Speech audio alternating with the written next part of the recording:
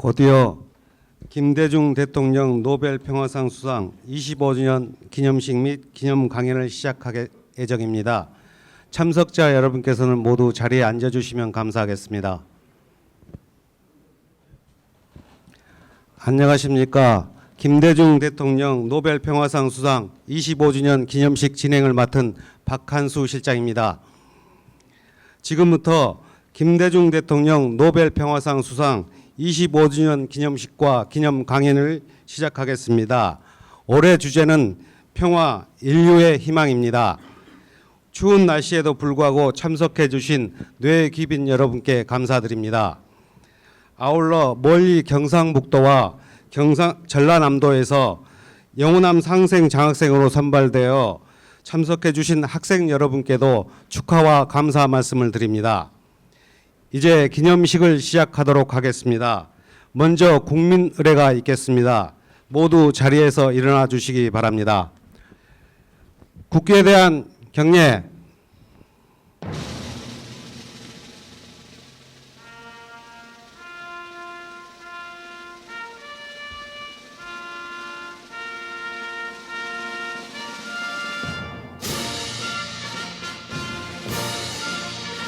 나는 자랑스러운 태극기 앞에 자유롭고 정의로운 대한민국의 무궁한 영광을 위하여 충성을 다할 것을 굳게 다짐합니다.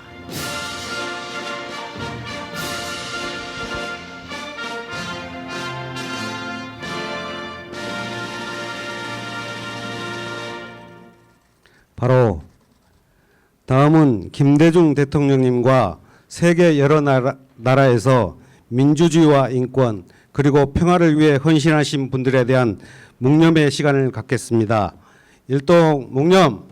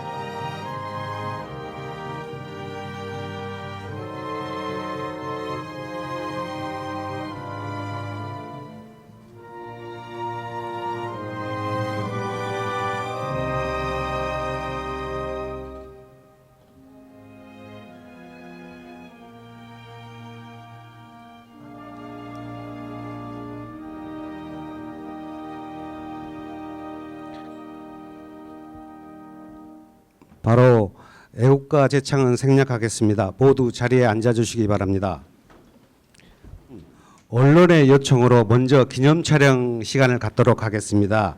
원활한 진행을 위해 김민석 총리님을 비롯하여 1열과 2열에 계신 분만 앞으로 나와주셔서 기념 촬영을 해주시면 감사하겠습니다.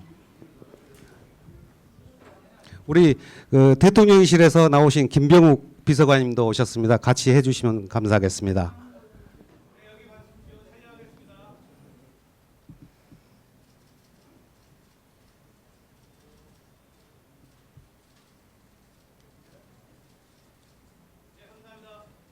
감사합니다.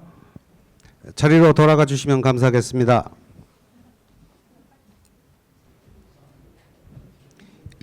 이제 인사말 순서입니다.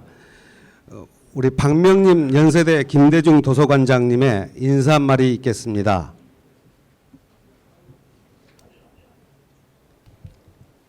예, 안녕하십니까.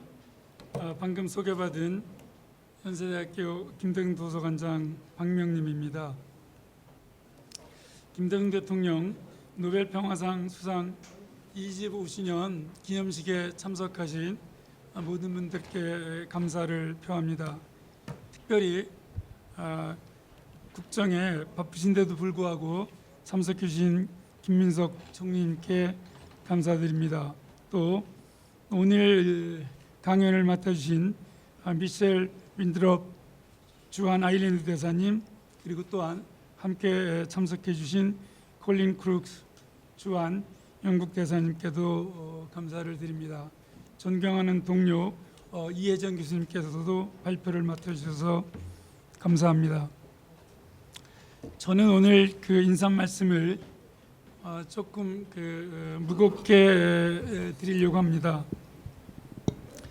김대중과 그의 시대는 인류는 국가 차원에서는 민주화와 자유와 인권 증진의 시대였고 세계 차원에서는 탈냉전 세계화, 평화와 공존, 자유주의 국제질서, 미중의 급속한 공존과 협력, 독일 통일, 남북관계 개선과 정상회담이 있었습니다. 저희 세대가 이루어가고 있는 오늘의 한반도와 세계는 어떻습니까? 지금 인류는 모든 연구와 통계, 자료에 따르면 국내 차원에서는 독재와 진영화, 절반의 민주화, 데미크라시라는 개념으로 사용되고 있습니다. 반주주의, 안락의자 민주주의, 안락사 민주주의로 치닫고 있습니다. 국제적으로는 미중 대결, 러시아 우크라이나 전쟁, 이스라엘 팔레스타인 전쟁, 타이완 위기, 북핵 고도화, 남북 대화 완전 단절 실년째에 접어들었습니다. 저는 우리 다음 세대가 그리고 세계가 우리 세대를 본받지 않았으면 좋겠습니다.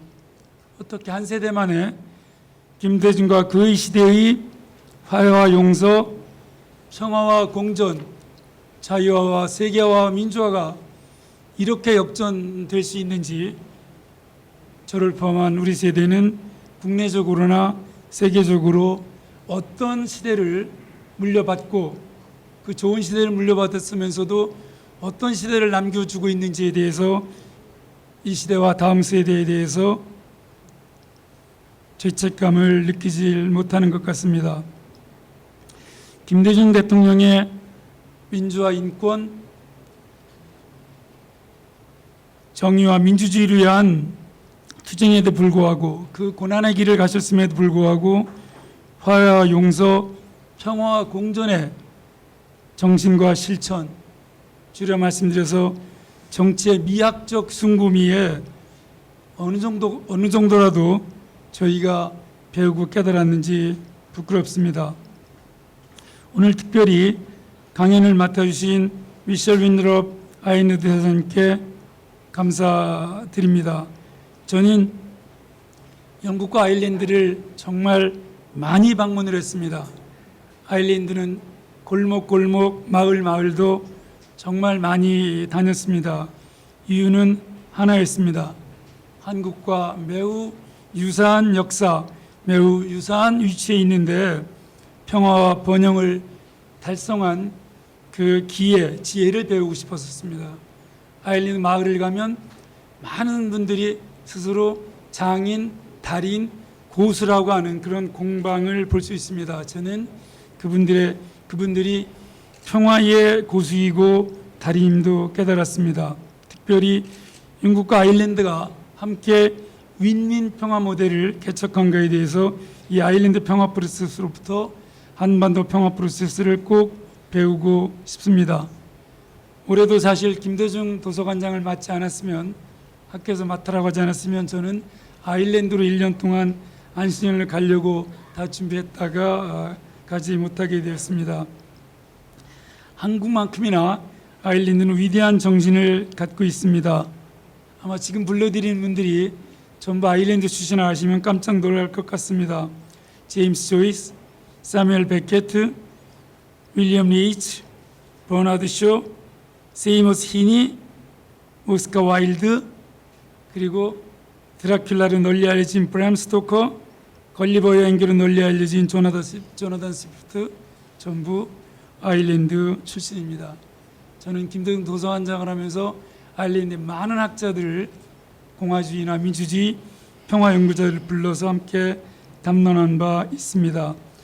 지금의 아일랜드, 그리고 한 세대 전에 김대중 대통령이 이루었던 화해와 용서, 평화와 공존, 번영의 성취에 저희는 머물릴 수 없고 우리 세대의 이 혹독한 실수와 실패에 대해서 반성하는 그런 증거로 삼았으면 좋겠습니다.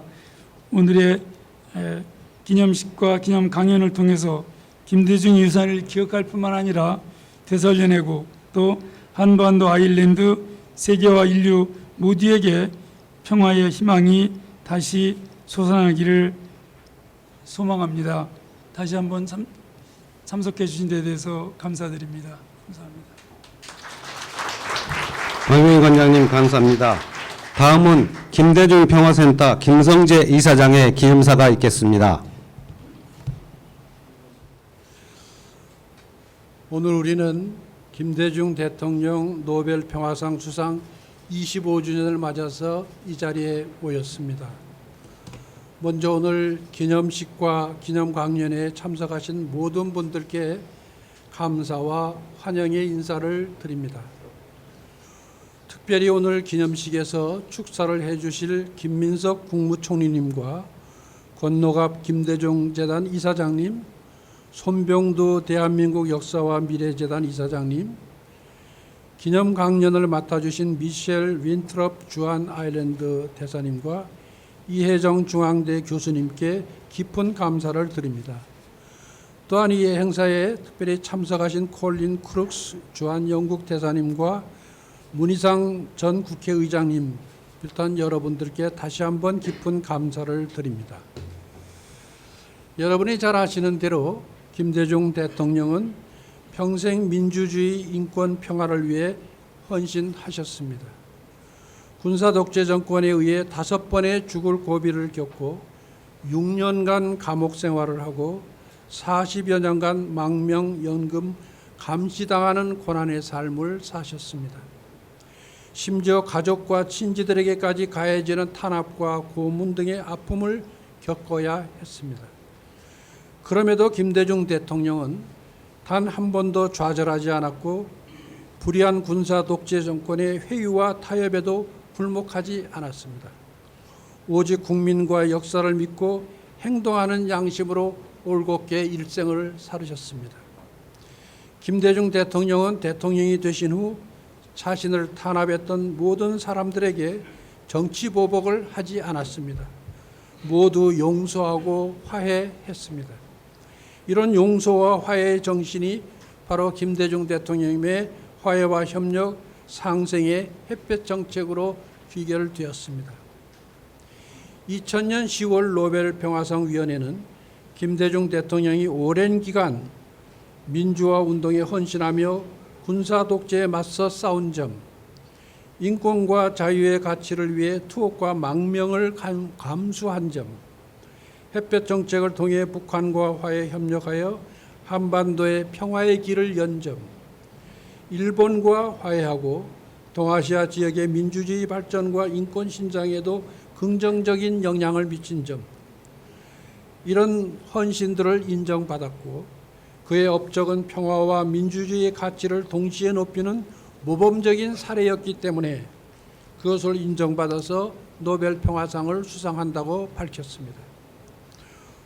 오늘 세계는 눈에 보이는 과거와 같은 열전의 세계대전은 아니지만 강대국들의 군사, 경제, 통상, AI를 비롯한 첨단 과학기술 대결 등으로 세계 여러 나라와 지역에서 전쟁과 갈등이 계속 증폭되고 있습니다. 그래서 약소국가 가난한 사회적 약자들의 희생이 2차 대전의 희생을 능가하고 있습니다. 그런데 이런 희생은 이들을 가난한 나라, 가난한 사람들에게만 있는 것이 아니라 강대국들 내의 사회적 약자들에게도 같은 고통과 희생이 따르고 있습니다. 그래서 인류는 그 어느 때보다도 전 지구적으로 평화를 갈망하고 있습니다. 그러나 안타깝게도 유엔을 비롯해서 국제적으로 평화에 대한 노력은 별로 보이지 않고 희망적이지도 않습니다. 따라서 이제는 강대국 중심의 평화가 아니라 전쟁과 가난의 아픔을 그 희생을 겪고 있는 나라와 지역의 사람들로부터 새로운 평화의 싹을 키우고 그것을 북돋아 나가는 희망이 있어야 될 것이라고 생각합니다. 이런 의미에서 김대중 대통령 노벨 평화상 수상 25주년 기념 강연의 주제를 평화 인류의 희망으로 정했습니다. 그리고 기념식과 함께 두 번의 강연을 마련했습니다. 첫 번째 강연은 아일랜드가 오랜 식민 지배와 독립투쟁의 희생과 아픔을 넘어서 남과 북 아일랜드 영국 간의 평화 프로세스를 통해서 평화를 이룩한 경험에서 새로운 인류 평화를 가꾸는 희망의 삶을 모색해 보려고 하는 것입니다. 두 번째 강연은 한반도가 식민 지배, 전쟁, 분단의 희생과 아픔을 넘어서 김대중 대통령의 화해와 협력의 햇볕 정책으로 남한과 북한 간의 평화의 길을 연 경험을 통해서 한반도와 인류의 새로운 평화를 갖고 가는 길을 찾아보려고 하는 것입니다. 다시 한번 오늘 기념식과 강연에 참석하신 여러분들에게 깊은 감사를 드리며 이 기념식과 강연회가 여러분들에게 모두 유익한 시간이 되기를 바랍니다. 이 행사를 함께 주최해 주신 관계기관 여러분들의 노고에도 깊이 감사를 드립니다. 감사합니다.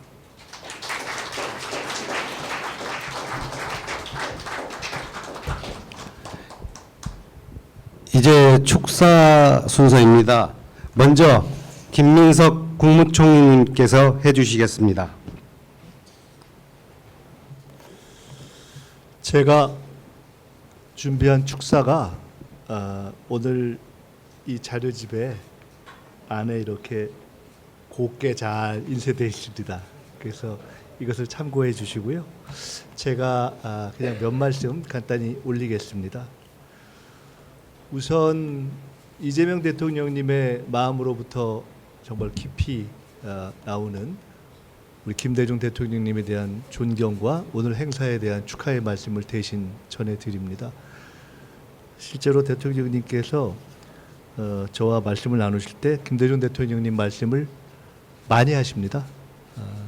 그리고 오늘 행사에도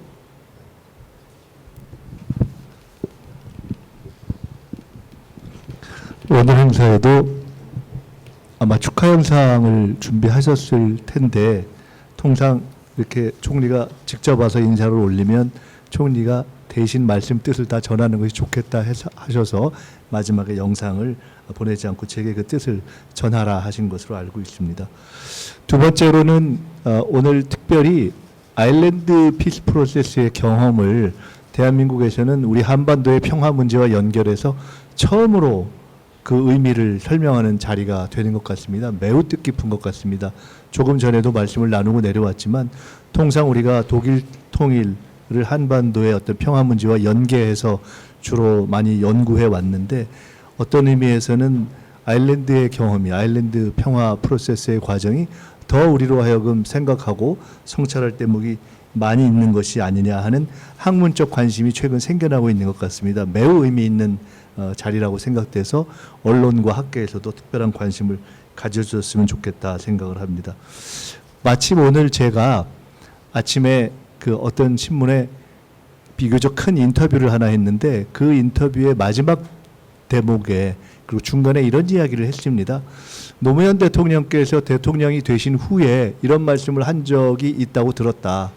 막상 집권한 후에 여러 가지 대한민국의 국정과제들을 정리하려고 보니까 모든 문제를 김대중 대통령께서 정리해 놓으셨다. 김대중 대통령은 한국 정치, 현대사의 정치가 김대중이라는 거대한 저수지로 다 모였다가 다시 거기서 나온 그러한 거대한 바다 같은 존재입니다. 제 국회의원회관 방에 김대중 대통령께서 대통령 수칙이라고 해서 당신께서 정리해 놓으셨던 대통령 수칙이 이렇게 액자로 걸려 있는데요. 제가 생각하는 김대중 대통령님은 그 정치의 모든 역사에 철학, 시대정신, 민족애라는 큰 기둥이 있으셨습니다.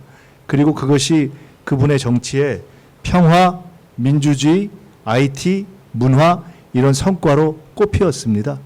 오늘 우리나라의 국민들이 누리고 있는 그러한 이만큼의 안전, 이만큼의 민주주의, 그리고 이만큼 발전하고 있는 어떤 정보화, 그리고 이만큼의 세계로부터 인정받는 문화국가의 바탕에는 그 큰 틀을 놓은 김대중 대통령의 헌신과 지혜와 예견력이 있었다. 그래서 우리는 우리 시대의 김대중이라는 위대한 지도자를 우리가 존경하는 멘토이자 거울이자 지도자로 모셨던 것을 오늘도 참으로 감사하고 기쁘고 영광스럽게 생각하고 있다. 이렇게 생각합니다. 그렇지 않습니까? 그 가운데서도 특별히 평화에 대한 김대중 대통령님의 흔들리지 않는 열정과 지혜가 다시 한반도에 필요한 시점이 아닌가 생각을 합니다. 대한민국은 문화국가로 나아가고 있고 빛의 혁명으로 일컬어진 위대한 민주주의를 이루고 있고 이제 세계 AI 3대 강국으로 가고 있는데 남은 숙제 하나가 다시 평화의 간절한 이 확보로 우리에게 다시 다가오고 있는 것 같습니다. 이때 특별히 평화의 문제를 고민하고 함께 의논하는 자리를 갖게 된 것을 감사하게 생각하고 의미 있게 생각하고 영원히 김대중 대통령의 제자 중에 한 사람으로 이렇게 있게 되는 것을 정치인으로서 최대의 영광으로 생각하는 사람으로서 앞으로도 계속해서 김대중 대통령님의 철학과 시대정신과 그리고 민족애를 배우면서 나아가겠다 하는 말씀을 축하의 말씀으로 대신합니다. 감사합니다. 총리님 감사합니다. 다음 축사는 권노갑 김대중 대장 이사장께서 해주시겠습니다.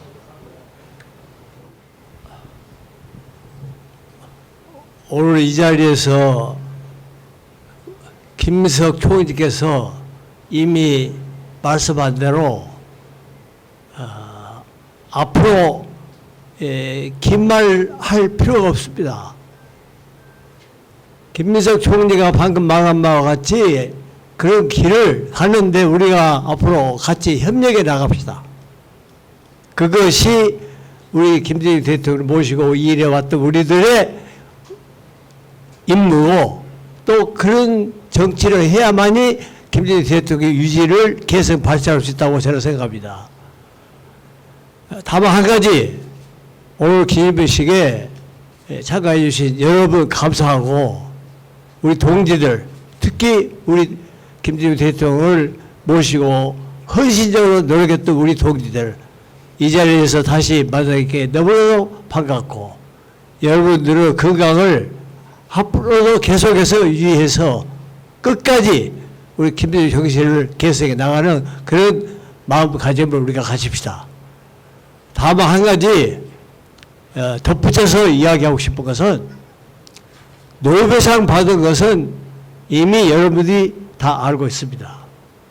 무엇보다도 그분의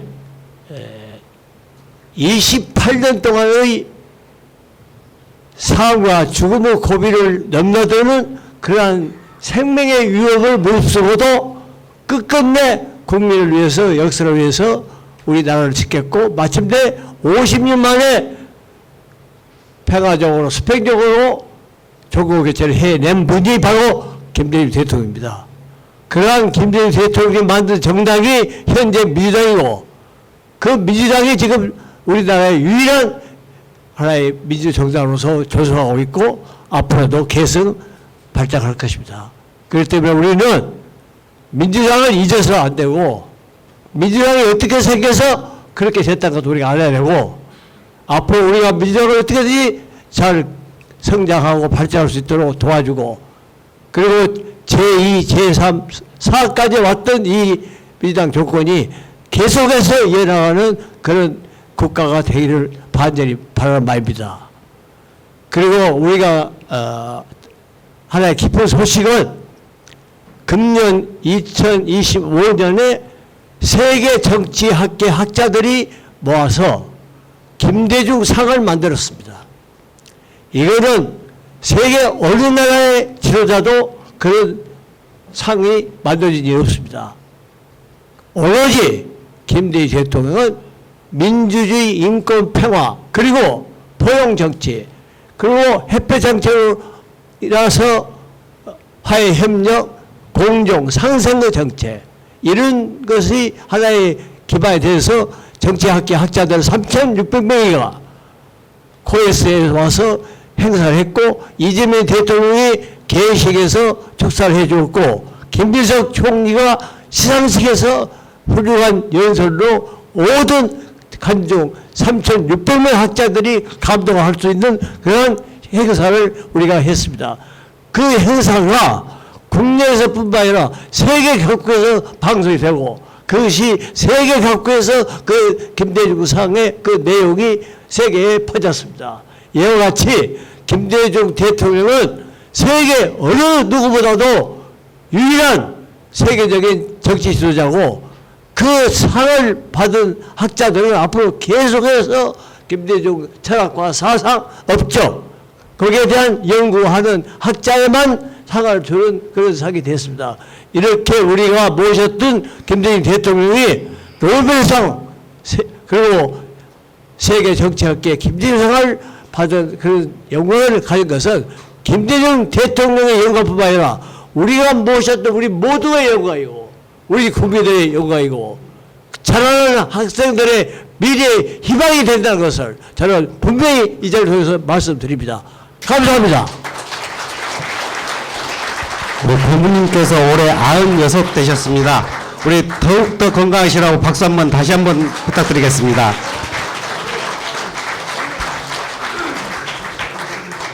다음은 손병두 대한민국 역사와 미래재단 이사장님이 축사해 주시겠습니다.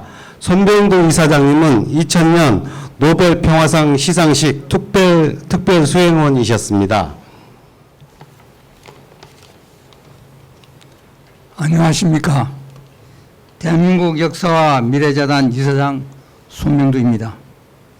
박명림 김대중 도서관장님, 김성재 김대중 평화센터 이사장님, 축사를 해주신 김민석 국무총리님, 건우갑 이사장님, 그리고 미셸 윈트럽 주한 아일랜드 대사님과 이혜정 교수님을 비롯한 내외 기빈 여러분께 깊은 감사와 경의를 드립니다.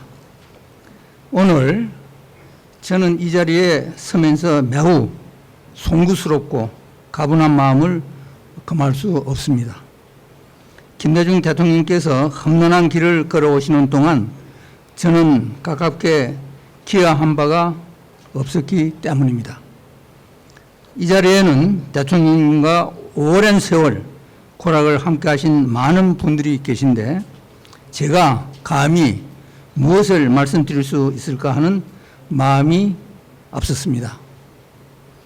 그러나 남북 정상회담과 노벨 수상식에 함께 할 수 있도록 베풀어 주신 큰 배려에 대한 감사의 뜻을 이 자리에서 전하는 것이 도리라 생각해 기꺼이 이 자리에 섰습니다. 또한 개인적으로 제 막내딸 결혼식 날 청와대 회의 중에 제가 말씀을 드리지 않았는데도 조기 이석과 결혼식에 늦지 않도록 도착할 수 있도록 경호차를 붙여주셨고 큰 화환까지 보내주셨습니다. 이 기회에 감사의 말씀도 전하고 싶었습니다. 저는 기업 현장과 경제연구기관 그리고 경제단체에서 일해오면서 시장의 자유를 중시하는 보수적 성향의 사람입니다. 반면 김대중 대통령님은 진보적 정치 지도자로서 민주주의의 새로운 장을 열어 오셨습니다. 서로의 지향이 달랐던 만큼 대통령님을 뵙고 의견을 나눌 기회는 쉽게 오지 않았습니다. 그러나 1997년 IMF 외환위기라는 국가적 위기 앞에서 운명 같은 만남이 찾아왔습니다. 당시 대통령님은 경제위기 극복을 위해 고뇌하시며 대기업 구조조정 이른바 빅딜을 구상하고 추진하고 계셨습니다. 그 과정에서 정부 측 실무자는 청와대 강봉균 경제수석, 재계 측 실무자는 저로 정해져 정책에 간 협의와 조율을 맡게 되었습니다. 이해가 크게 엇갈리고 갈등도 심했지만 여러 차례 회의와 사적인 자리에서 대통령님과 의견을 나누며 저는 한 지도자의 깊은 품성과 넓은 마음을 보게 되었습니다. 대통령님은 상대의 말을 끝까지 경청하셨고 그것이 옳다고 판단되면 자신의 생각이라도 주저없이 바꾸어 받아들이셨습니다. 그 겸손함과 결단력은 제 마음에 깊은 울림을 남겼습니다. 2000년 6월 15일 남북 정상회담 합의문 서명식에 참관할 수 있었던 일은 지금도 제 가슴에 벅찬 감동으로 남아 있습니다. 비록 대통령님의 햇볕 정책이 즉시 북한의 동토를 녹이지는 못했고 25년이 지난 지금 남북 간 긴장이 오히려 높아진 현실에 안타깝습니다. 그러나 김대중 대통령께서 뿌리신 화해와 평화의 씨앗은 결코 헛되지 않을 것이며 반드시 이 땅에서 싹이 트고 꽃을 피울 날이 올 것임을 저는 믿습니다. 2000년 12월 오슬로에서 대통령께서 노벨 평화상을 수상하시는 장면을 지켜보며 저는 또 한 번 깊은 감격을 느꼈습니다. 그 순간 대통령 개인의 영광을 넘어 대한민국 민주주의의 성숙함에 대한 세계의 찬사였습니다. 저는 마치 제가 상을 받은 듯한 기쁨과 자부심을 느꼈고 우리나라의 미래에 대한 희망이 한층 더 밝아지는 것을 보았습니다. 이제 노벨 평화상 수상 25주년을 맞이하여 세계인 모두가 김대중 대통령님의 화해와 평화의 정신을 다시금 마음에 새겨야 할 때라고 생각합니다. 평화는 인류의 오랜 희망입니다. 지구 곳곳에서 전쟁과 분쟁의 고통 속에 있는 이들에게 김대중 대통령님의 평화의 메시지가 전해져 전쟁이 멈추고 평화가 찾아오기를 간절히 기원합니다. 또한 우리나라에서도 대통령님의 화해와 평화의 정신이 되살아나 남북 간에 여야 간에 깊이 들어진 갈등과 증오를 내려놓고 서로를 향해 한 걸음씩 다가서는 날이 오기를 바랍니다. 이를 위해서 우리 모두가 하나님 앞에서 마음의 문을 활짝 열고 겸손한 마음으로 회개하며 진실하게 기도할 수 있기를 소망합니다. 오늘 함께 하신 모든 분들의 가정의 행복과 평화가 가득하시기를 빕니다. 감사합니다. 감사합니다. 오늘 기념 강연은 먼저 미셸 윈트롭 주한 아일랜드 대사께서 해주시겠습니다. 강연 제목은 아일랜드 평화 프로세스 세계 평화 각고기입니다. 안녕하십니까? Hello. 감사합니다. Thank you so much for inviting me here today. Excellencies, my good friend Colin Crooks, friends, colleagues. When I accepted this invitation, I hadn't realized that I would have to speak after Kim Dae-jung, which feels a little bit of pressure on me. But anyway, it's all good. Wonderful. Look, I'm extremely honored to deliver this address to you today on the important 25th anniversary of Kim Dae-jung's receipt of the Nobel Peace Prize. We in Ireland have recently celebrated some 25-year milestones in our own difficult peace journey. Just over 2 years ago, we marked 25 years since the pivotal signing of the Good Friday Agreement in April 2023. Just 2 years before Kim Dae-jung was making his acceptance speech, the Nobel Prize was awarded jointly to John Hume and David Trimble, who were two titans of our own peace process. These anniversaries have been our opportunity to celebrate these remarkable achievements. Yet they have also presented us with a moment to reflect on how peace was won and on what remains to be done. In peace building, there is rarely a well-defined finish line, and the biggest enemy of sustainable peace is complacency. Everyone needs to continue to work at it, or very quickly it can become fragile. By 1996, when the Irish multi-party peace negotiations began, the people of Northern Ireland had experienced about 27 years of brutal, bitter conflict and division, which we euphemistically called the Troubles. The conflict ruined countless communities, families, and lives. 3,500 people were killed, and 50,000 people were injured, in the context of a population approximately that of Gwangju. People had become, at that point, utterly sick and tired of the bitterness, the violence, and the fear. So what got people around the table? Well, a gradual building of trust between political leaders and officials in the Irish and British governments was one factor. The appointment of Senator George Mitchell from the US as an independent broker by President Bill Clinton provided a trusted mutual friend to help us through.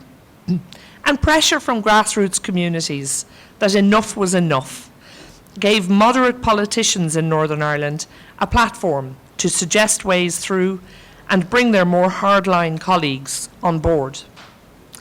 More recently, some who were involved at the time have since said that politicians genuinely believed that the violence was at risk of a serious escalation to a point from which it would have been difficult to back away, and that was motivation enough. The negotiations between 1996 and 1998 were long and difficult, with many breakdowns, reformations, and twists and turns. At times, external events had an impact. Not long before the agreement was reached, two lifelong friends, a Catholic and a Protestant, were gunned down together in cold blood by paramilitaries, the response to which was an unprecedented coming together of divided political leaders to visit the community. Many cite this day as an inflection point. And then, after the signing of the Good Friday Agreement in August 1998, in an attempt to sabotage the process, hardline Republicans detonated a massive bomb in Omagh town centre, instantly killing 29 people. This was the point of no return. Such was the scale of public revulsion about the bombs. Omagh was the moment where collective commitment to peace was set in stone, and that was precisely the opposite outcome to what the bombers had intended. Ireland's experience demonstrates that just when you think the situation cannot get any worse, it can get better. Sometimes the most shocking events stir even the most bitter adversaries to show humanity and reinforce commitment for peace among civilians. Peace was also won in Northern Ireland iteratively. Negotiations began with moderates who were subsequently able to bring in their more hardline counterparts on both sides. In some cases, the most disruptive voices in the negotiations went on to lead the Stormont government and embody all that the Good Friday Agreement stood for. The Reverend Ian Paisley was one such example. The process was anything but linear. So why was the Good Friday Agreement so significant? Well, many consider it a diplomatic miracle. You may be aware that Irish people have a way with words. Indeed, so do our British friends. And the language of the Good Friday Agreement has been dubbed a triumph of strategic ambiguity. It may have been imperfect, and at times it was challenging to implement. But it enabled everyone around the table to win broad support among diverse stakeholders. Everyone was able to see themselves in the language, and therefore compromise was possible. And the consequence of compromise? Well, a cessation of violence and the basis to move forward into a shared future.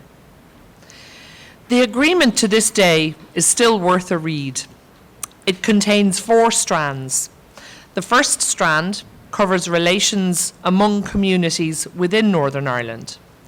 The second covers relations on the island of Ireland, north and south, or in other words, between the Northern Irish state and the Republic of Ireland.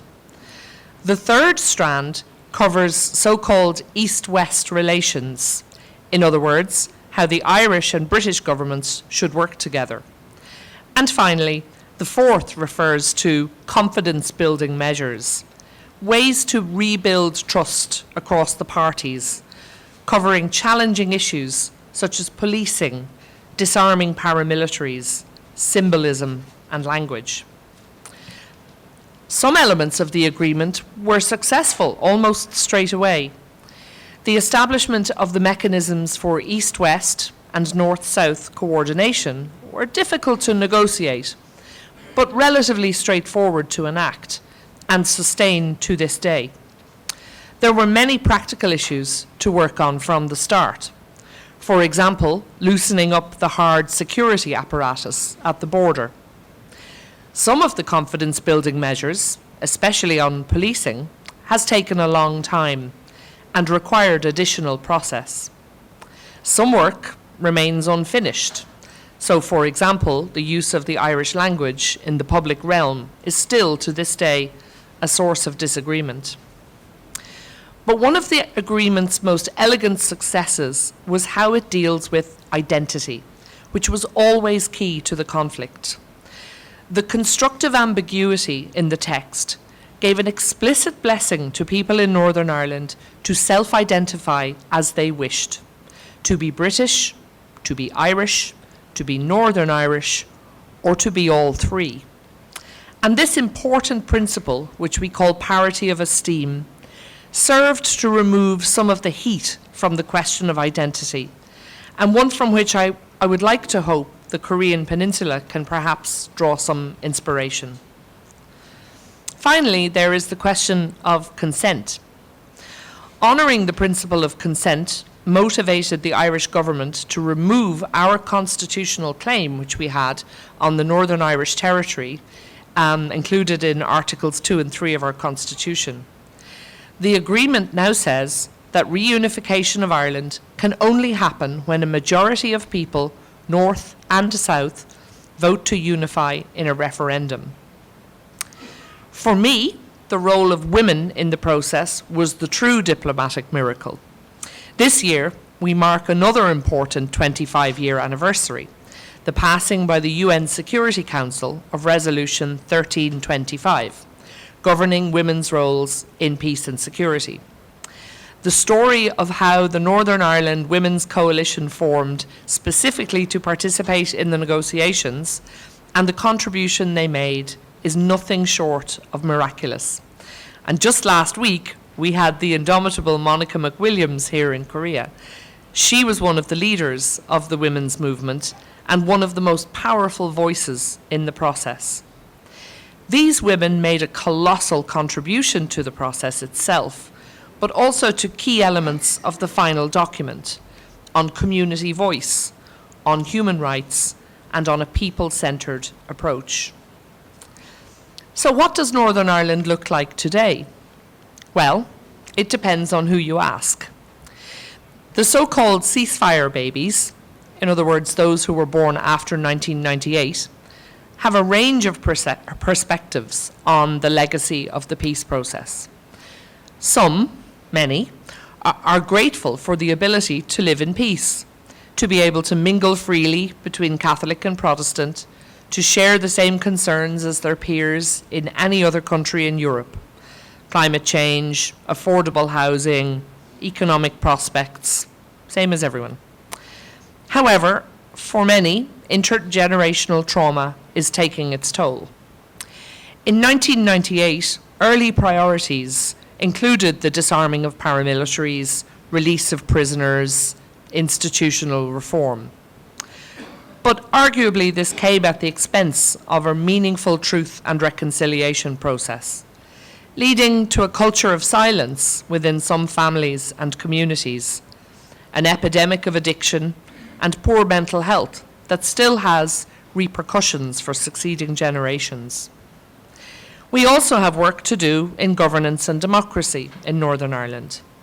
After a number of false dawns, we now have a functioning administration at Stormont, with a nationalist First Minister and a unionist Deputy First Minister, both of whom are, in fact, women.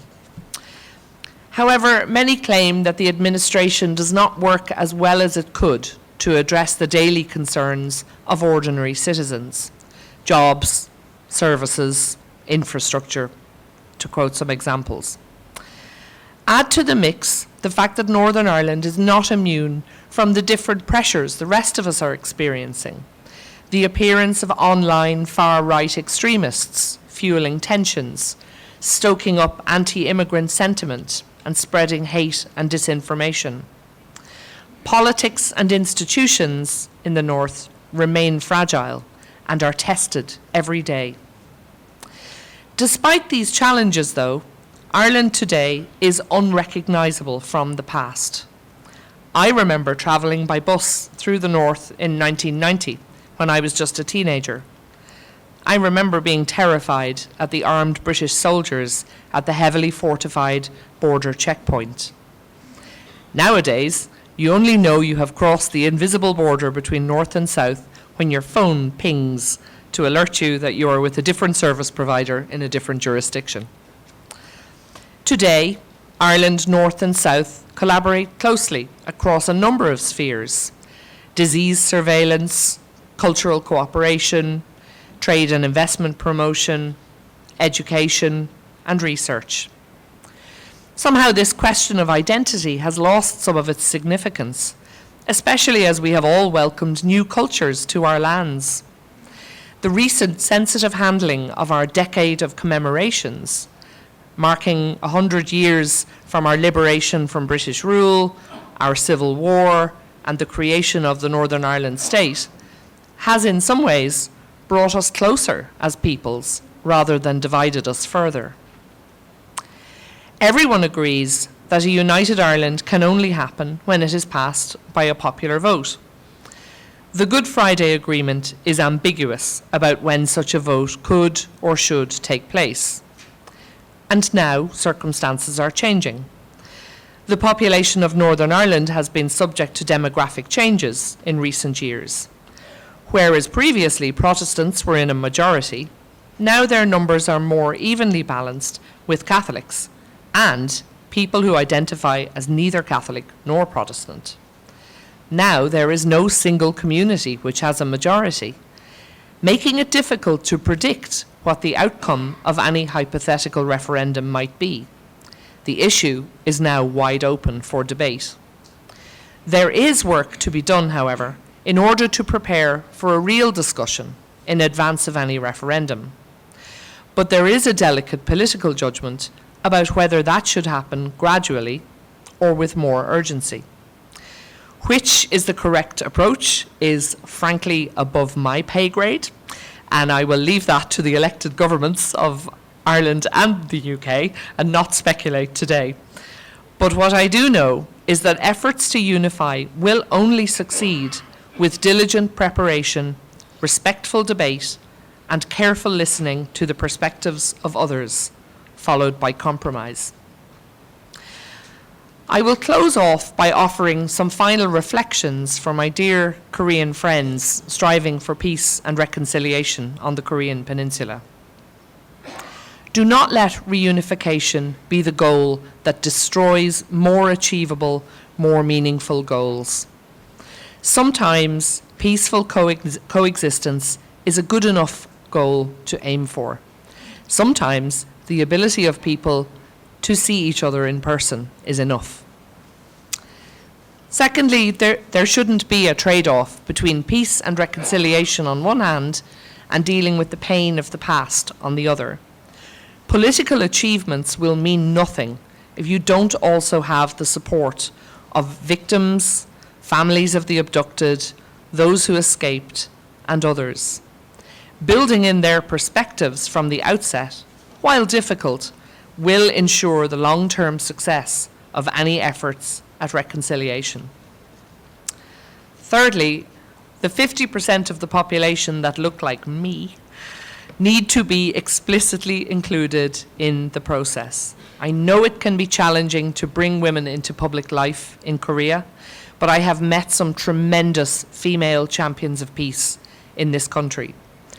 International experience and Irish experience dictates that the role of women is essential to deliver success. Draw in support from outside. Our process would not have been possible without intermediaries and facilitators from the US, South Africa, Finland, the European Union, Colombia, and others. Korea, North and South, has a large team of allies and friends who want to see reconciliation on this peninsula. Seek and accept that support in whatever form it comes. And finally, please remember that the darkest hour really is just before dawn. The unimaginable can become reality in a flash.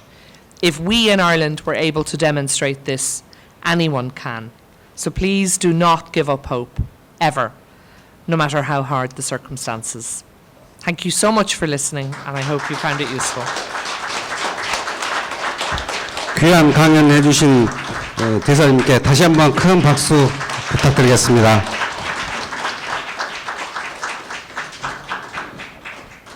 다음은 이혜정 중앙대학교 정치국제학과 교수님께서 한반도 관점에서 인류 평화 가꾸기라는 제목으로 강연해 주시겠습니다.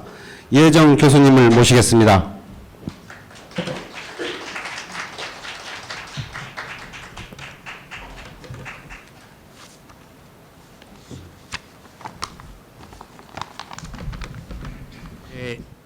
김성재 이사장님, 그리고 내외 귀빈 여러분, 안녕하십니까. 중앙대 이혜정이라고 합니다. 오늘 이렇게 뜻깊은 자리에, 그것도 기념 강연 연사로 초대받아서 크나큰 영광입니다. 주최 측에 감사를 드리고요. 또 하나는 양해 말씀을 드려야 될 것 같습니다. 저 이사장님하고 주최 측에서 저에게 주신 강연 주제, 제목이 한반도 관점에서 평화 가꾸기인데 너무 어려웠습니다.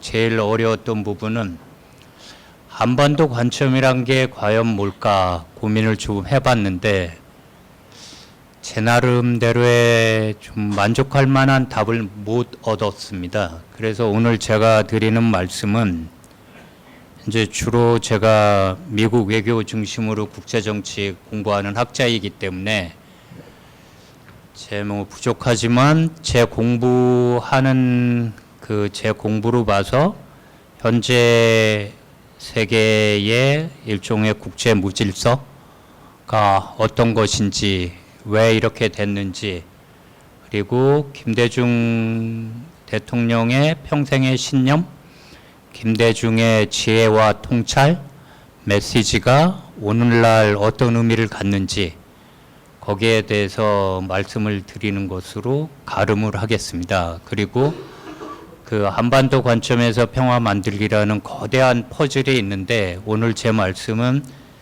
그거를 생각하는 아주 조그만 한 조각, 단초라고 생각을 해주시면 감사하겠습니다. 그리고 노벨 평화상은 다른 노벨상하고 달리 노르웨이에서 이제 결정을 하는데 제 개인적인 인연이 아주 작은 인연이 있다면 제가 노르웨이 평화 노벨 연구소에 잠깐 있었습니다. 1999년에 박사를 받고 박사 후에 이제 연구원으로 잠깐 있었고요.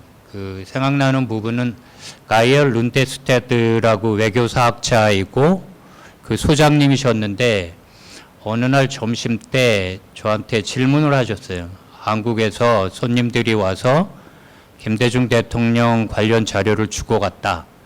나중에 듣고 보니까 아마 김한정 의원이었던 것 같은데 제가 확인은 못 해봤습니다.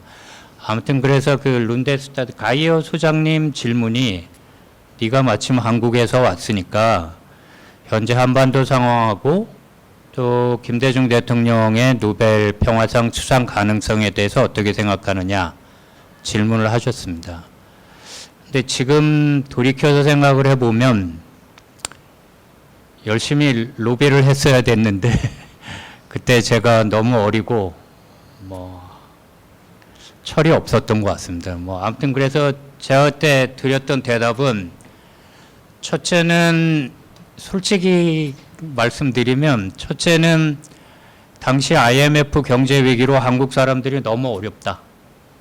노벨 평화상은 어떻게 보면 좀 한가한 얘기일 수 있다. 뭐 그런 정도로 말씀드렸고, 두 번째는 한반도의 분단 상황하고 적대적 대치가 굉장히 오래된 걸 고려하면 결국 북한의 호응이 없이는 김대중 대통령께서 노벨 평화상을 수상하기가 어려운 것 아니냐.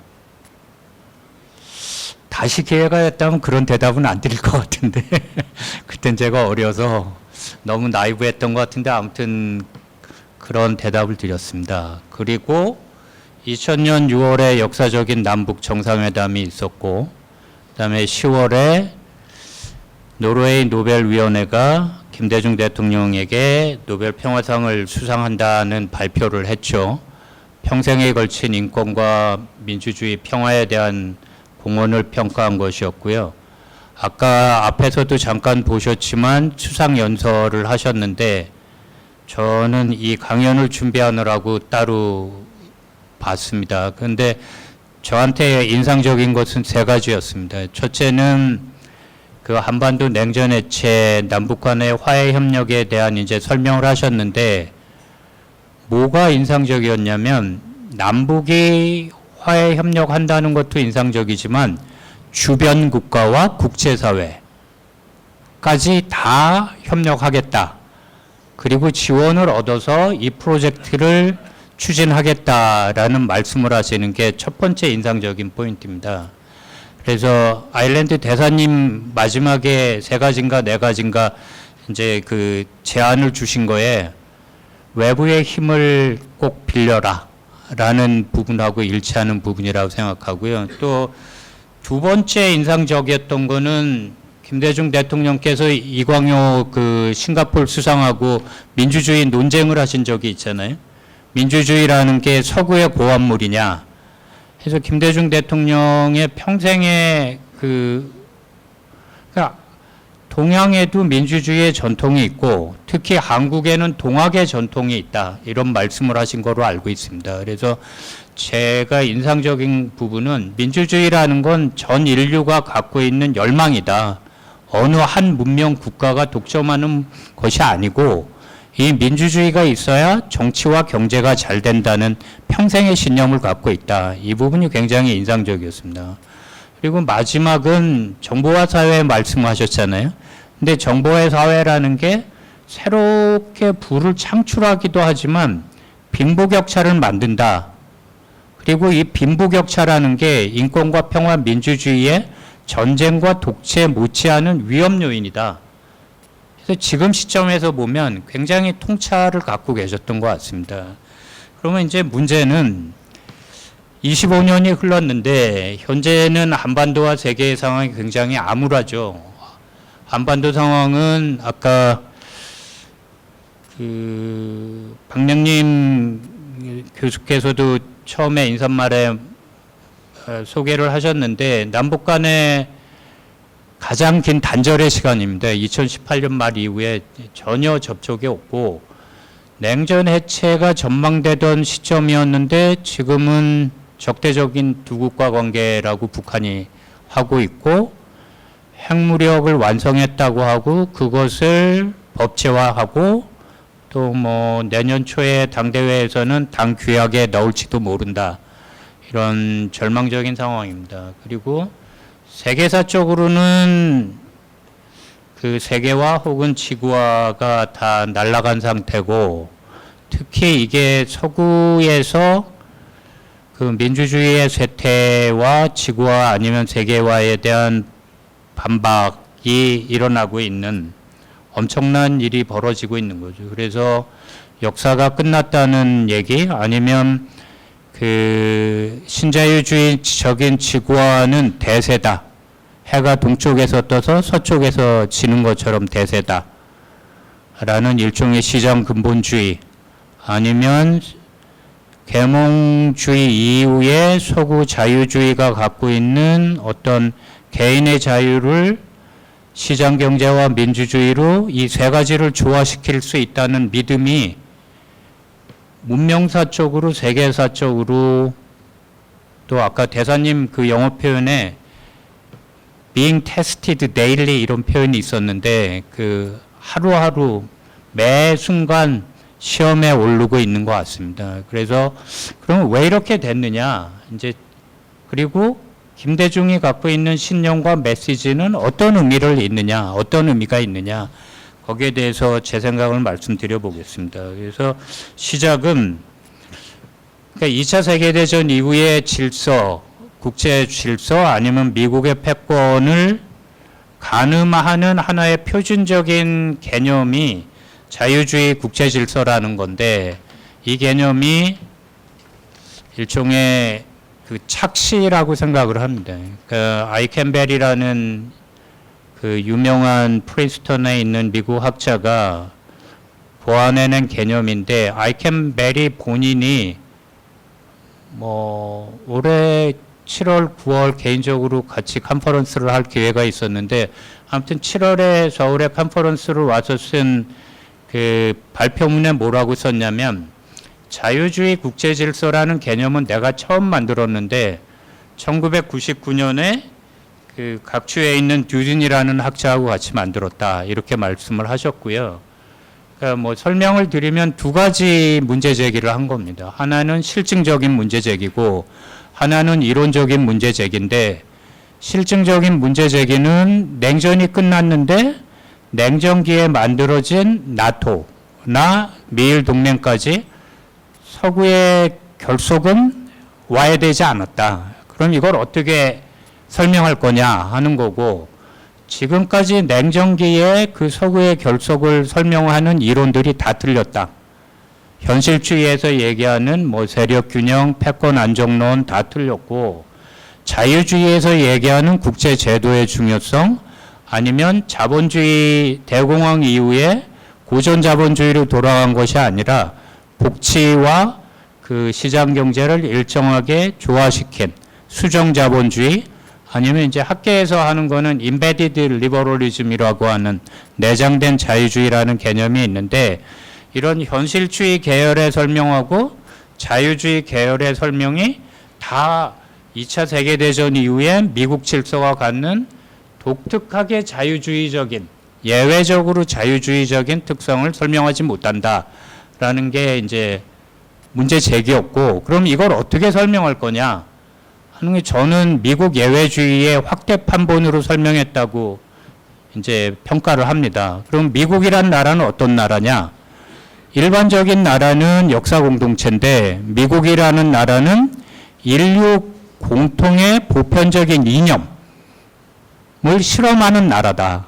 그게 이제 미국 예외주의거든요. 그러니까 미국 사람들이 부르는 건 신조의 나라, cradle nation이라는 표현을 쓰는데 시장 경제, 개인의 뭐 자유, 민주주의 이런 거예요. 그런데 이 개념을 서구 전체로 확대시켜서 미국만 그런 게 아니라 서유럽도 일본까지 포함해서 민족이나 인종적인 갈등을 초월해서 종교나 인종에 대한 관용이 있는 일종의 코스모폴리탄 아니면 초국경적인 새로운 시빅 컬처가 확실하게 자리 잡고 있다. 그리고 미국은 다원주의 사회다. 다원주의 사회라는 것은 미국 내에 다양한 이익 집단이 자신의 목소리를 투영할 수 있을 뿐만 아니라 동맹들도 자신의 목소리를 미국 안에다 투영할 수 있다. 그러면 대외적으로 어떤 결과를 가져오느냐? 미국이 취하는 동맹정책, 안보적으로는 동맹정책인데 동맹이 만들어질 때 독일을 점령한 상태에서 나토를 만들고 뭐 이런 거거든요.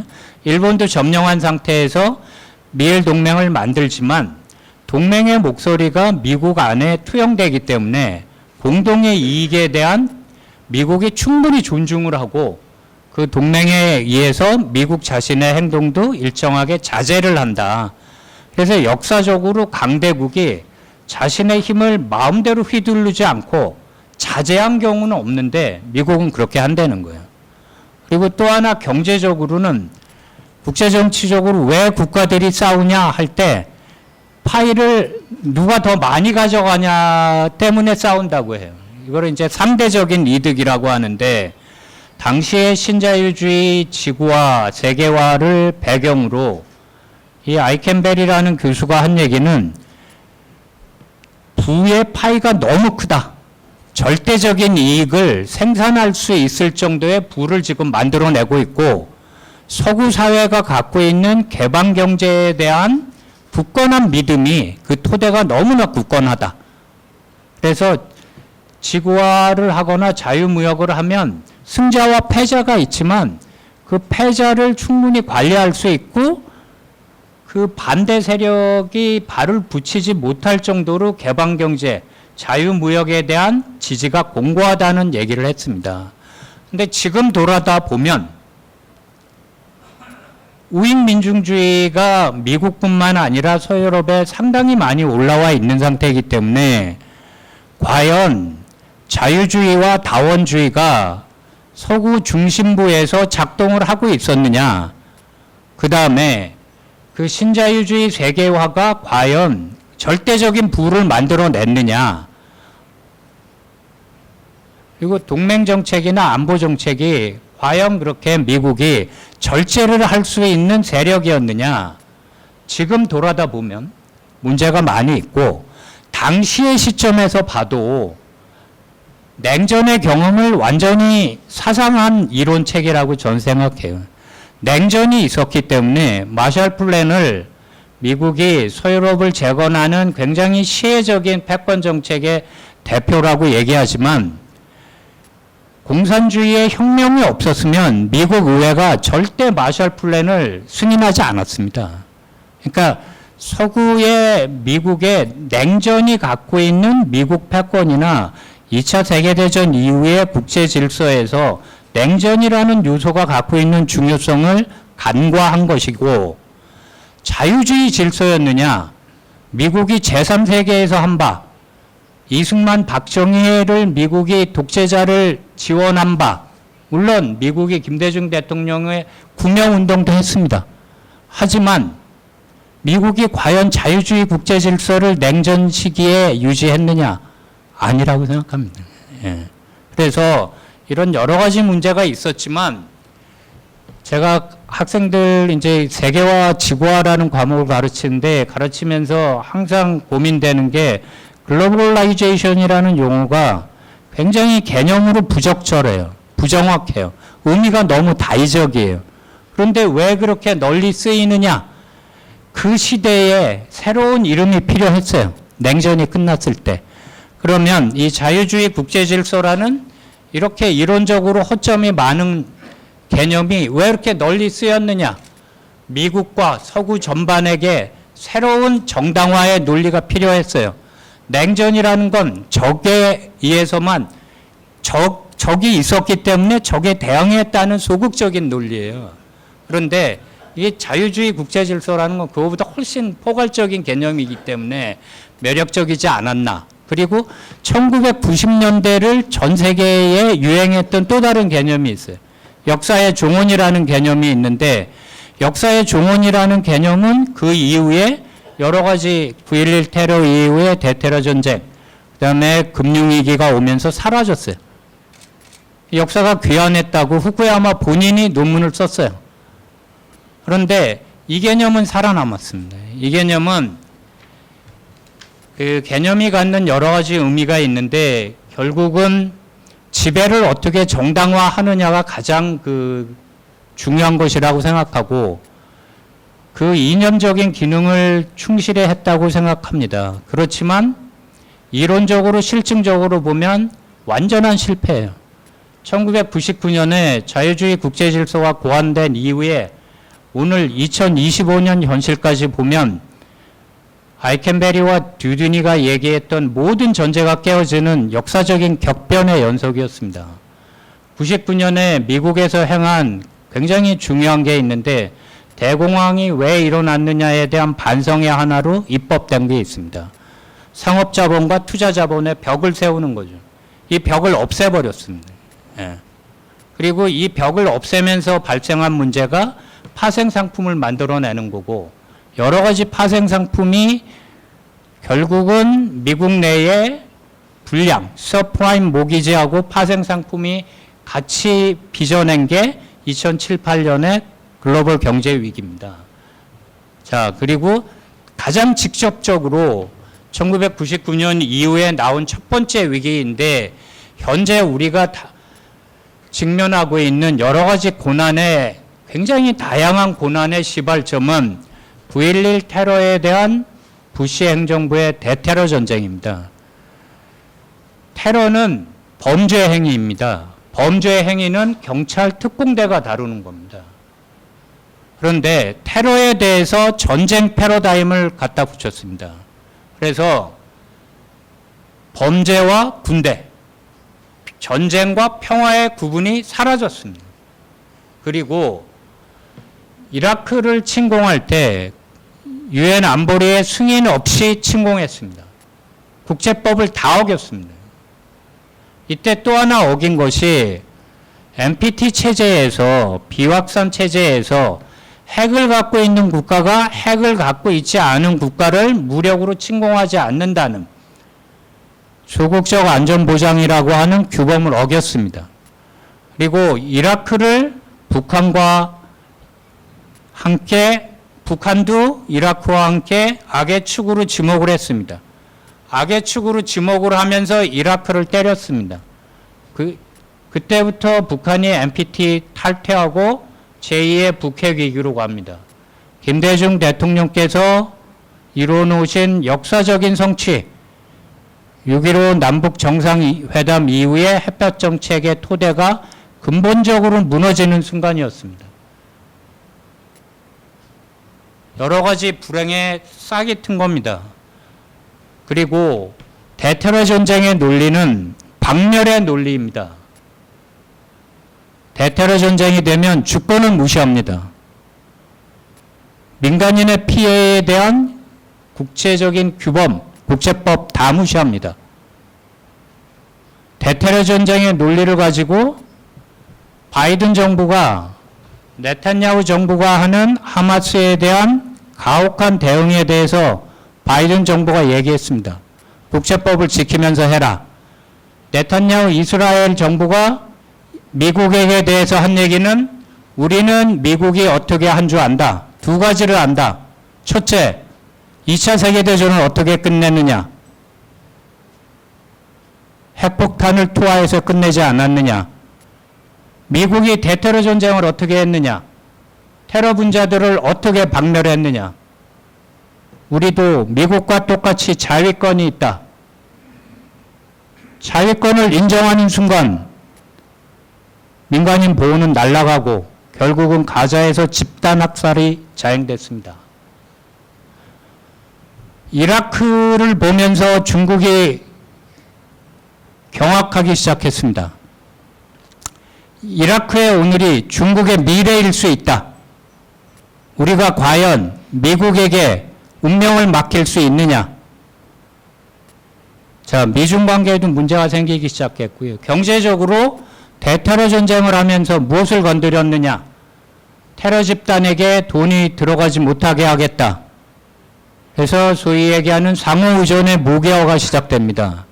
그래서 스위프트라는 걸 건드리고요. 그 다음에 불량국가 이란에 대한 제재로 넘어가고, 최근에는 우크라이나 전쟁을 계기로 러시아에 대한 제재가 들어갑니다. 그런데 러시아에 대한 제재는 미국이 해온 오래된 제재, 북한에 대한 제재는 물론 한국전쟁 이후 풀려본 적이 없습니다.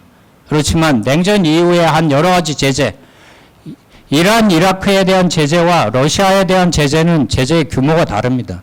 러시아는 식량과 에너지를 갖고 있는 국가이기 때문에 그 파급 효과는 글로벌 사우스의 직격탄입니다. 예. 그리고 경제적인 상호 의존의 망을 끊어놓는 효과가 엄청난 거죠. 그런 다음에 미국이 행한 바가 이 모든 노하우를 가지고 중국에 대한 압박에 들어간 거죠. 트럼프 1기에 무역전쟁을 시작했고, 바이든 정부의 수출, 첨단 기술 통제가 들어왔습니다. 이 모든 것을 중국이 미러링해서 배운 겁니다. 모든 것을 미러링해서 배워서 중국이 히토류를 일종의 필살기, 트럼프 카드로 사용해서 최근에 관세 협상에 휴전에 이룬 것입니다. 그리고 제가 갖고 있는 기본적인 생각은 냉전 때만 해도 일정한 주권에 대한 최소한의 존중이 있었다. 그 다음에 시장 근본주의에 대한 일정한 자제가 있었다. 복지에 대한 존중이 있었다. 이것들이 깨졌다고 봅니다. 냉전이 끝난 다음에. 그래서 자유주의에 일정한 오만이 있었고 그 오만에 따른 자유주의의 과대 팽창이 있었는데 여러 가지 요인을 살펴볼 수 있지만 경제적으로는 신자유주의적인 직화를 해서 결과적으로 서구의 선진 민주주의 중산층이 날아간 것. 그 다음에 중국을 포섭하지 못한 문제가 있고 또 하나는 유럽을 재편하면서 나토를 동쪽으로 확장하면서 지금 우크라이나 전쟁까지 이른 부분. 또 하나 제3세계에 대해서 자유주의의 과대 팽창이 있었던 건 민주주의를 확장시키는 부분이 있고 또 하나는 제3세계의 주권 인정하지 못하겠다. 인권이 주권보다 우선한다. 이 원칙을 이제 보호 책임이라는 원칙으로 확장한 겁니다. 그런데 이 세 가지의 그러니까 유럽 안에서의 서구의 동진, 그 다음에 경제적인 측면에서의 자유주의의 확장, 그리고 제3세계나 비서구에 대한 보호 책임 세 가지가 다 깨지고 이 깨진 게 서로 연결돼서 지금까지 이어졌다고 생각합니다. 예. 그래서 보시면 아까 말씀드린 것처럼 이 시점이 그러니까 2008년 금융위기하고 푸틴이 그루지아를 침공하는 것, 조지아를 침공하는 시점이 맞물려요. 그 다음에는 이 금융위기가 있은데 회복은 미국이 오히려 빨랐고 유로존 위기가 발생합니다. 유럽의 대형은행들이 미국의 이 파생상품에 굉장히 많이 투자를 해서 유럽의 대형은행들이 날아가니까 유럽 전체의 공동의 재정, 정책이 흔들립니다. 그래서 포르투갈, 그리스 같은 국가들의 재정 위기가 있습니다. 유럽 주변부의 재정 위기는 유럽의 공동 외교 안보 정책의 위기로 이어졌습니다. 그러니까 그리스의 위기는 리비아나 북아프리카 지중해에서 넘어오는 난민의 위기로 넘어갔습니다. 그래서 유럽이 자랑하는 쉥겐 조약이 날아가기 시작합니다. 예. 그리고 유럽의 중앙으로 들어가는 부분이 날아가는 거죠. 그게 유로마이단입니다. 결국 2014년부터 일종의 내전과 동서의 냉전, 새로운 신냉전이죠. 신냉전이 진행됩니다. 각각의 그 자유주의의 일종의 과대 팽창이 서로 충돌하면서 결국은 두 개의 커다란 파열음을 내는데 그것이 브렉시트하고 트럼프의 집권이라고 생각합니다. 그러니까 영국은 항상 중간에 있었잖아요. 유럽 안에서는 통합을 해도 영국은 미국과 유럽 대륙을 연결하는 중간적인 지점이었는데 이 브렉시트이 나오면서 유럽이 자랑하던 민족 국가를 상회하는 새로운 역사적인 통합의 실험이 좌초되기 시작한다고 생각합니다. 예. 그리고 트럼프 현상은 무엇이냐? 저는 세 가지로 설명을 하는데 백인 우선주의, 미국 우선주의, 트럼프 우선주의라는 말로 설명을 합니다. 그리고 이 표현은 제가 2016년 9월에 영어로 페이퍼를 하나 썼는데 그때부터 사용하기 시작해서 지적재산권은 저에게 있다고 생각합니다. 그래서 일단은 백인 우선주의는 뭐냐? 왜 대체 트럼프라는 이상한 인간이 미국이라는 자유주의의 모범이라고 하는 국가에서 나왔느냐? 가장 크게는 백인들의 인구 구성에서 백인이 과반 아래로 줄어드는 인구 구성상의 변동. 2045년이 되면 백인이 50% 아래로 줄어들 거다 이러잖아요. 거기에서 나오는 지위 상실에 대한 그 불안감이 있는 거고 이게 반이민 반난민 정서랑 맞물려 있는 거예요. 인종주의적인 정서랑도 맞물려 있고 그래서 이 백인 우선주의가 트럼프가 리얼리티 쇼 사회자에서 전국적인 정치인으로 발돋움하는 계기는 흑인 대통령 오바마의 출생지를 문제 삼는 겁니다. 그러니까 출생지가 미국이 아니기 때문에 대통령의 자격이 없다는 버스 무브먼트를 하면서 이 사람이 정치인이 되는 거거든요. 그리고 2016년 대선 이후 지금까지 줄기차게 일관되게 갖고 있는 반이민, 무슬림 입국 금지, 최근에는 아프간 출신 사람이 이제 주방위군을 쏘는 사건이 있었잖아요. 그에 따라서 19개 국가에 대한 이민 수속 금지. 예, 그 다음에 아프리카너라고 해서 남아공화국의 백인들은 난민으로 받겠지만 소말리 난민 안 받겠다. 예, 지금 미네소타에 그 소말리 사람들이 많이 있는데 아무튼 인종주의적이고 배회주의적인 요소가 하나 있고요. 두 번째는 미국 우선주의는 기존의 글로벌 리스트들이 했던 미국 패권 정책이 미국인의 실제 이익에 반했다는 거거든요. 이거는 미국 패권의 국내 정치적인 기반을 정면으로 깨는 겁니다. 그러니까 미국이 대외적으로 패권 정책을 취하기 위해서 필요한 거는 이익 조화라고 저는 생각을 하는데 두 가지 종류의 이익 조화입니다. 하나는 미국이 취하는 뭐 WTO 아니면 신자유주의 지구화, 자유무역이 미국 사람들에게도 이익이고 동맹들에게도 이익이다 라는 건데 아니라고 하는 거거든요. 동맹들이 미국을 등쳐먹었다라고 주장하는 거고 미국의 중산층은 몰락시켰고 러스트벨트에 있는 일자리는 다 중국에게 뺏겼다라고 하는 거거든요.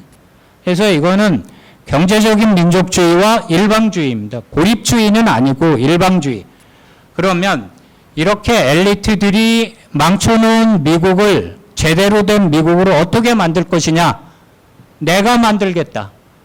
그게 트럼프 우선주의인데 이 세 가지가 2016년부터 지금까지 그대로 이어져 오고 강화되어 오고 있다고 생각합니다. 그래서 트럼프 1기와 2기를 간단하게 비교를 하면 트럼프 1기에는 대내외적으로 규범과 관습을 깨는 데 집중했다면 지금은 규칙과 제도 자체를 깨고 있습니다. 그래서 지금의 미국은 시혜적인 패권 국가의 모습도 아니고 공공재를 제공하는 국가도 아니고 심지어 클럽제를 제공하는 국가도 아닙니다. 트럼프 2.0은 수정주의 국가입니다. 예, 철저한 수정주의 국가이고 그러면 또 민주주의로 보면 당장 최근에 국가안보 전략이 발표되고 유럽의 문명이 몰락하고 있다고 주장해서 난리가 난 상태잖아요. 그래서 미국은 민주주의의 모델도 아니고 현재는 우익 민주주의 극우의 본산입니다. 그러면 주권의 원칙을 내세우는데 그럼 주권은 지키느냐? 먼로 독트린의 트럼프 커럴러리 투 더 먼로 독트린에서 중남미에 대한 무력 간섭을 하겠다고 공언하고 있습니다. 주권은 지키느냐? 주권 지키지 않습니다. 저는 현재의 미국이 불량 제국주의 국가라고 생각합니다. 그러면 서구에 여러 가지 실패가 있는데 전쟁만 갖고 보면 가자와 우크라이나를 어떻게 볼 것이냐입니다. 그래서 서구에서 하는 얘기는 이런 거죠. 글로벌 사우스가 어떻게 푸틴을 지지할 수 있느냐 아니면 어떻게 주권을 무시하고 우크라이나를 침공한 푸틴의 경제에 대한 국제사회의 규탄, 그 다음에 경제제재에 동참하지 않을 수 있느냐 하는데 주권은 미국이 냉전 기간 내내 무시했습니다. 그리고 주권 규범을 가장 크게 무시한 건 9.11 이후의 대테러 전쟁입니다. 이거를 역사적으로 수시로 당해온 국가들 입장에서는 이 위선에 대해서 동조할 수 없는 거죠. 그리고 가자 문제는 서구 제국주의의 실패라고 저는 생각합니다. 중동에 대한 지배, 1917년부터 프랑스와 영국이 중동을 나눠 먹을 때부터, 그 다음에 위임 통치를 할 때부터, 팔레스타인 지역에 이스라엘의 건국을 승인할 때부터, 최근에 소위 얘기하는 20개 평화안까지 하마스의 완전한 무장 해체인데, 문제는 팔레스타인 자치정부의 목소리도 허용하지 않는 겁니다. 이스라엘 군의 철수는 모든 위협이 없어진 다음에 하는 것입니다. 예. 철저하게 이스라엘을 편을 든 거고, 미국 경우에는 모든 무기를 제공했습니다. 미국이 중국에게 하는 얘기, 중국이 비살상 무기만 지원하고 있지만 어떻게 러시아를 지원할 수 있느냐 하는 논리를 미국이 이스라엘에게 지원한 무기 지원, 그 다음에 국제사회의 이스라엘에 대한 규탄을 막아온 바를 비교해 보면, 이거는 그 미국과 서구의 도덕적인 규범의 철저한 파탄이라고 생각합니다. 그래서 결국은 다시 원래로 제 큰 주장은 탈냉전기의 서구 미국 패권과 서구 자유주의의 일정한 오만이 과대 팽창을 낳았고, 그 과대 팽창이 내적으로 폭발한, 인플로전한 결과가 현재의 국제정치 상황이고, 이 상황은 보통 그람시의 거리 개념, 인터레그넘 개념을 갖고 설명을 합니다.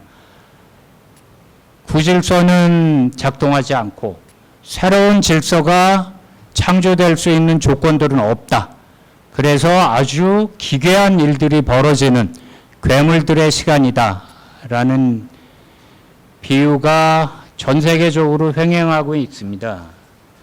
기본적으로 중국의 부상이나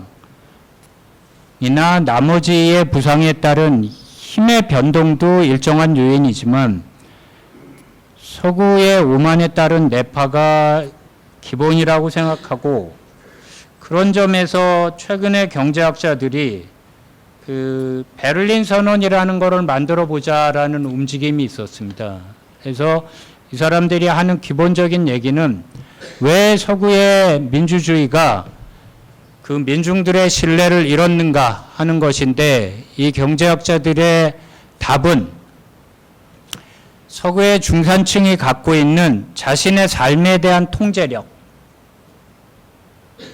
상실됐다는 상실감이 있는 거예요. 이 상실은 그 세계화에서 오는 것이기도 하고, 또 하나는 뭐 인종적인 문제이기도 하고, 오토메이션이나 인공지능 같은 기술 변화에 따라 오는 것이기도 하고, 아무튼 이 사람들이 갖고 있는 좌절에 대해서 기존의 민주주의 시장 경제가 일정한 답을 내놓지 못하면 미래는 없다라는 것입니다. 그러면 이런 상황에서 김대중 대통령의 메시지는 어떤 의미를 갖고 있는가 생각을 해보면, 일단은 저는 민주주의가 서구의 발명품이 아니라는 얘기가 가장 중요한 실천적인 지침이 아닐까 하는. 그러니까 민주주의가 정의의 지름길인데 이거는 서구식이 아니어도 되고, 그다음에 민주주의는 보편적인 열망이고, 이 보편적인 열망이 해결해야 되는 건 단순하게 경제적인 부분뿐만 아니라 기후 문제까지 설명을 해야 되는 거고, 그래서 정치와 경제와 인류 전체의 기후 문제를 해결하는데 결국은 민주주의에서 시작해야 되는데, 민주주의가 네가 민주주의를 하면 북한과 협력하겠다고 말씀하신 게 아닙니다. 그러니까 현재 상황에서 6.15 이후에 교류와 협력이 막혀 있지만, 김대중 대통령이 60년대, 70년대부터 말씀하셨던 건 그 엄혹한 상황에서 북한이 회개하면, 북한이 교류 협력을 하면 손을 잡겠다는 게 아니라, 있는 상황에서 아까도 연설에서 말씀하셨지만 북한이 내려오는 남침을 허용하지 않는다. 우리가 북한을 흡수통일하지 않는다. 그렇지만 평화 공존이 교류 협력의 시작점입니다. 교류 협력을 한 다음에 평화 공존으로 가는 게 아닙니다. 그리고 이때 고쳐져야 되는 건 북한 니네가 레짐 체인지하고 민주화하면 우리가 손을 잡을 게가 아닙니다. 내부의 민주화부터 하자고 말씀하셨습니다. 그래서 우리의 내부의 민주화를 하고 경제적인 불평등을 해소하고 인류 공동의 문제에 대한 기후위기에 대응하는 노력을 하고 상대가 우리가 갖고 있는 이념적인 기준에 맞느냐 맞지 않느냐, 맞지 않는다면 단죄하고 바꾸겠다는 노력이 아니라 공존을 인정한 상태에서 평화와 화해로 나가는 노력을 하자고 말씀하셨습니다. 저는 그 부분이 현재 남북의 완전한 단절인 상태에서 우리가 나갈 바라고 생각하고 가자에서 우크라이나에서 미국과 중국이 지침으로 삼아야 될 통찰이라고 생각합니다. 경청해 주셔서 감사합니다.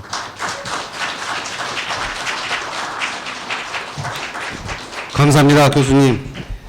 너무도 좋은 강연을 해주신 미셀 윈트럽 대사님과 이혜정 교수님께 감사드립니다. 이상으로 김대중 대통령 노벨 평화상 25주년 기념식 및 기념 강연을 모두 마치겠습니다. 감사합니다.